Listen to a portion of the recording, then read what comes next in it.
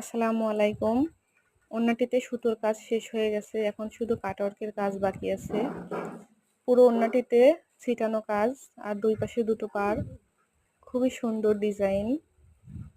এখানে 5 কালার সুতো দিয়ে কাজ করা হয়েছে। সম্পূর্ণ ভিডিও দেখতে আমার চ্যানেল ভিজিট করুন।